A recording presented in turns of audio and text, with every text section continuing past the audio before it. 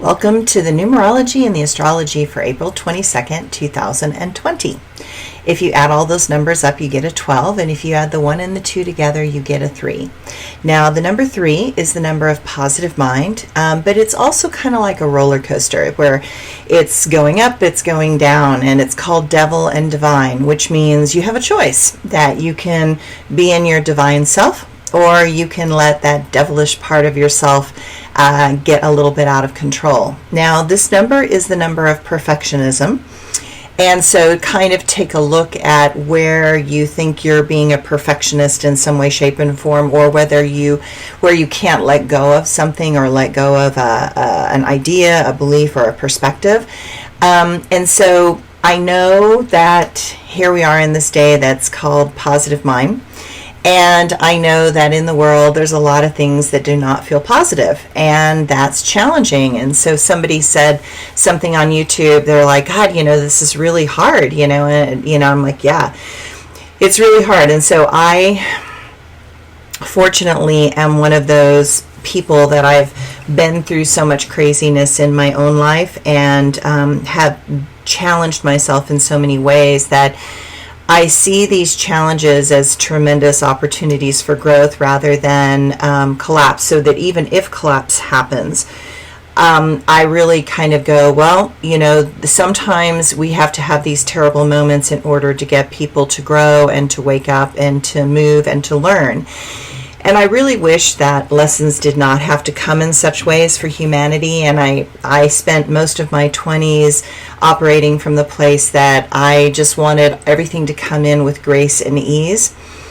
But I find that within each of us, we have a lot of really severe blockages and resistances. And I know for myself that I thought I was growing in a particular area, and I actually spent 10 years being really, really stuck and really thinking I was growing. I could use my mind to tell myself the positive, which is the weakness of light polarized information, because it's too airy-fairy, it's too optimistic, it's not based on the reality, and so you can fool yourself. And I for 10 years I fooled myself on a particular issue, and I didn't realize that I was incredibly stuck. So it unfortunately takes a few cosmic 2x4s, and in this case it's a global cosmic 2x4, to get us to see the pattern.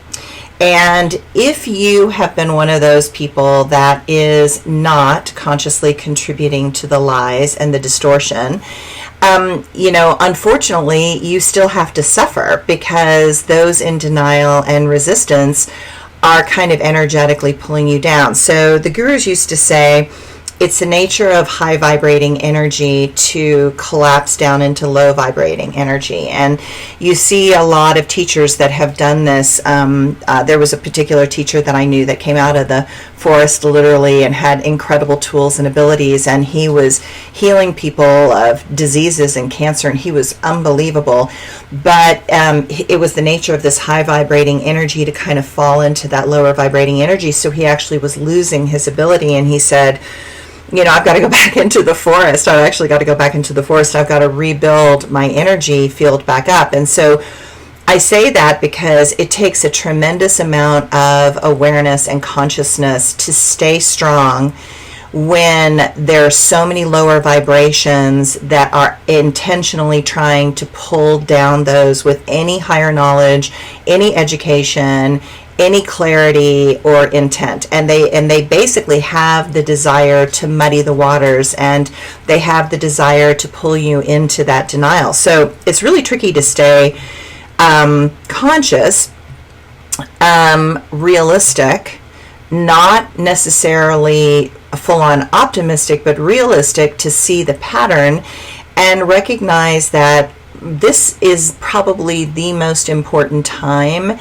that I think that those with higher consciousness cannot allow themselves to falter in their belief that together we can create a better world. And I believe that we are in a massive time of intense transformation and change. And I believe that if you are here and you are listening to this video, you are probably one of those people that signed up to assist and bring your energy in to create this tremendous transformation and change. And that's awesome. That's really amazing. So I want you to realize and recognize the terrible things that are happening and have been happening for years. And I'm talking 30 years. I'm talking historically going all the way back to the beginning of the creation of the United States. I'm talking about really understanding human nature and to recognize that these things are painful, but the only way to deal with it is to have that darkness be illuminated so it is revealed in the light for what it really is. And you're supposed to be horrified, and you are supposed to be terrified. And you needed to be horrified and terrified for a very long time, and many of you have been, and many of you have been feeling that trepidation building over the past 4 years, and so that's, a really interesting kind of thing. It's like it's been really, and of course my phone decides to go off right in that moment. And there we go. So sorry, I'm going to turn that off, and sorry for the interruption. And I'm going to decline that.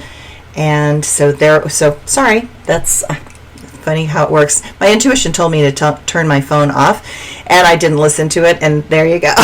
So this is what happens when you don't listen to your intuition. Okay, so over the past 4 years, there's been a lot of building of feelings of fear and trepidation. And perhaps it is good to have validation for all those feelings you were having. Perhaps those of you that have been feeling this for so long were the canaries in the coal mine of this tragedy.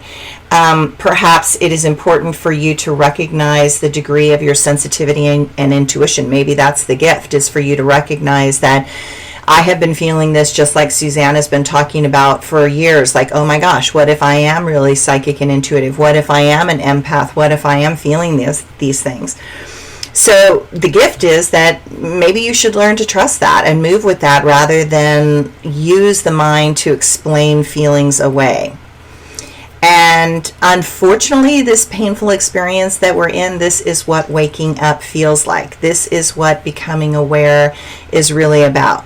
No one would want to put others through this process.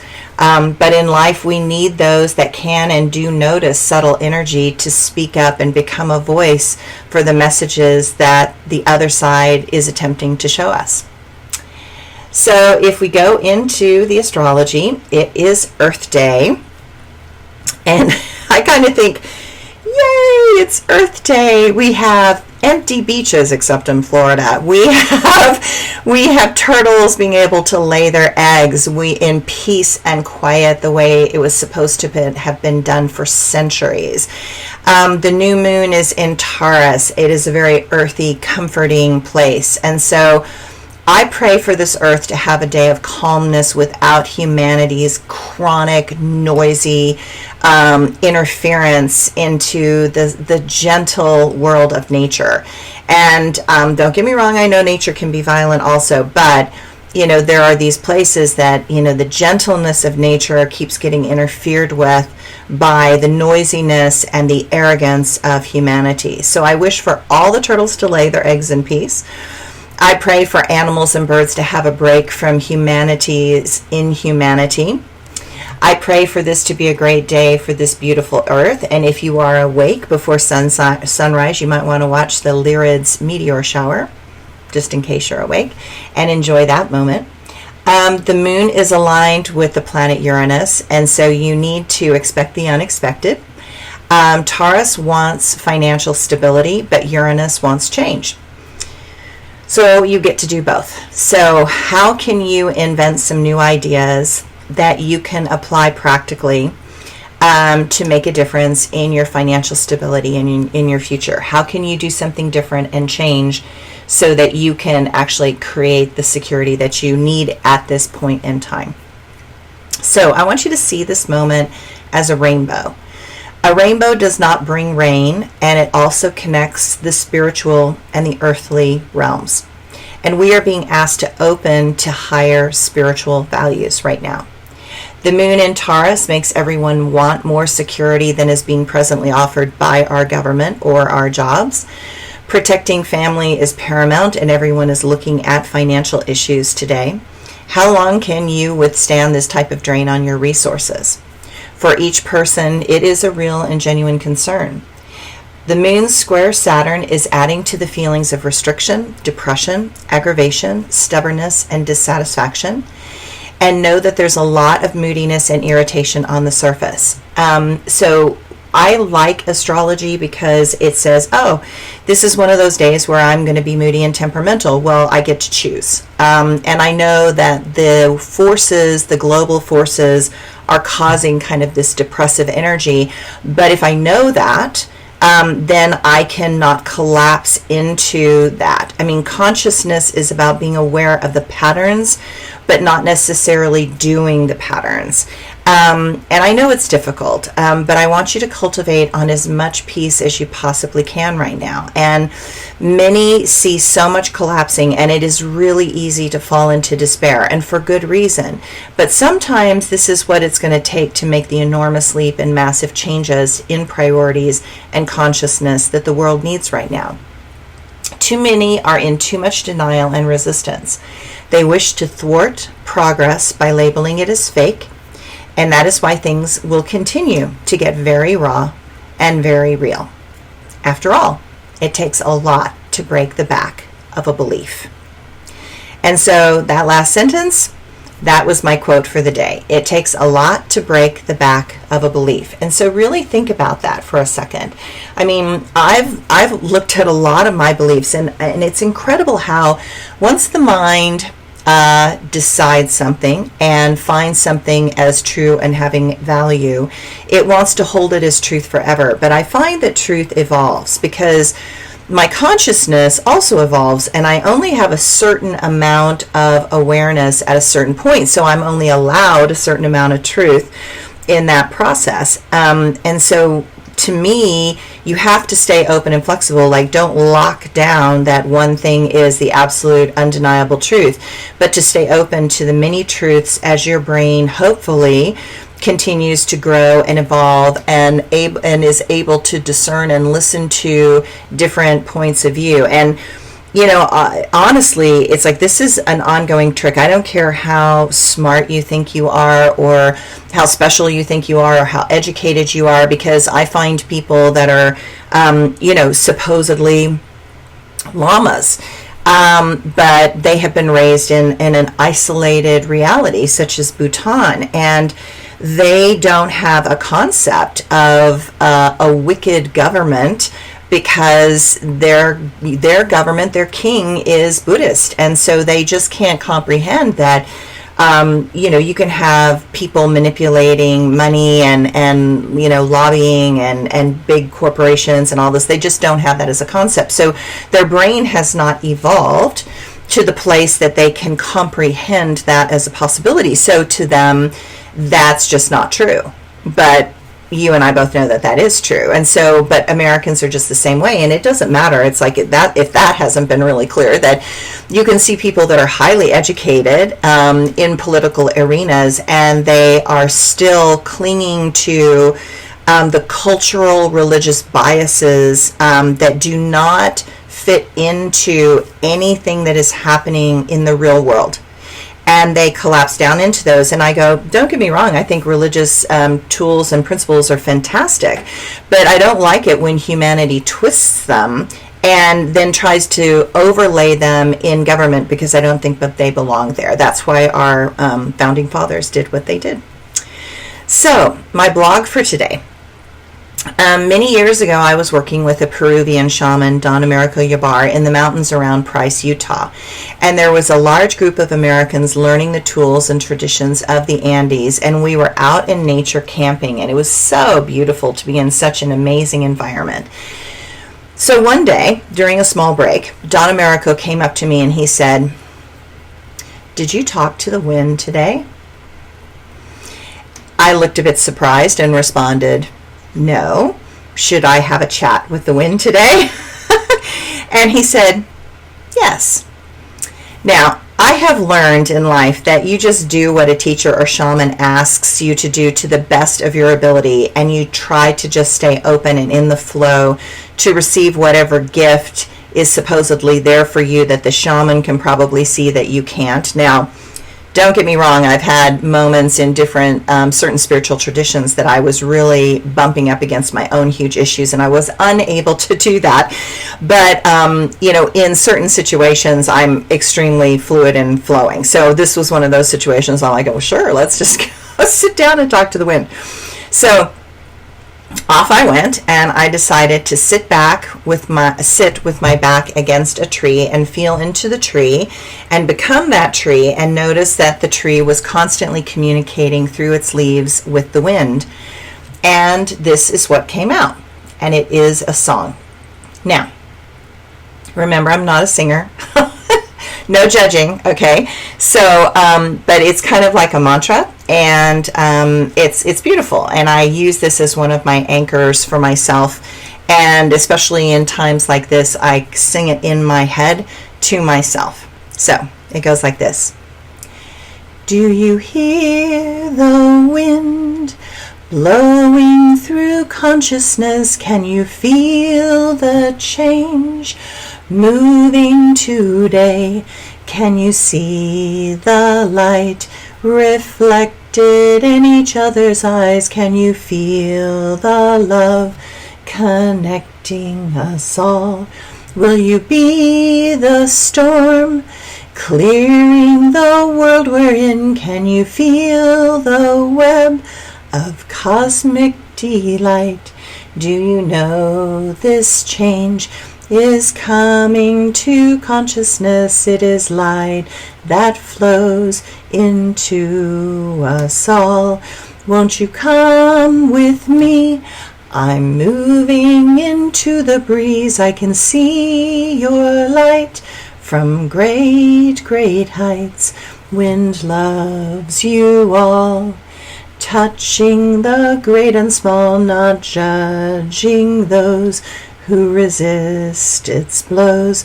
Come fly with me and see what the condor sees, the earth below. Letting go, oh joyous day, when people come up to play, their minds are free, and let them be. Can't you see that we have sung for eternity, reminding those of what they know? It's time to move. This song will now go through you. Please come and play in the sky today. My song is sung for those who remember one light, one love, the flight of the dove. I sing in you, I sing in you, I sing in you, I sing in you. So, this song ran through my head over and over again, and it was so strong that I've never forgotten it. And once I had it, I went back to Don Americo and sang it for him, and he sat in amazement, speechless. And when I finished, he said to me, "In my culture, we affectionately call you a witch. You weave energy of light, sound, and the movement together and create beautiful things. You are a weaver of light, a singer of great wisdom, and a mother of stories." So that's my story for today. Thank you guys so much for sharing. Thank you for listening. Know that obviously I am doing phone consultations, so I'm still doing phone consultations. I'm surprisingly busy with people and talking to people, probably because they have the time to do that. And know that if you make an appointment with me, you also get a free copy of my numerology book and my numerology workbook. And my numerology class is free on my YouTube channel. Okay, thanks so much. Talk to you later. Bye.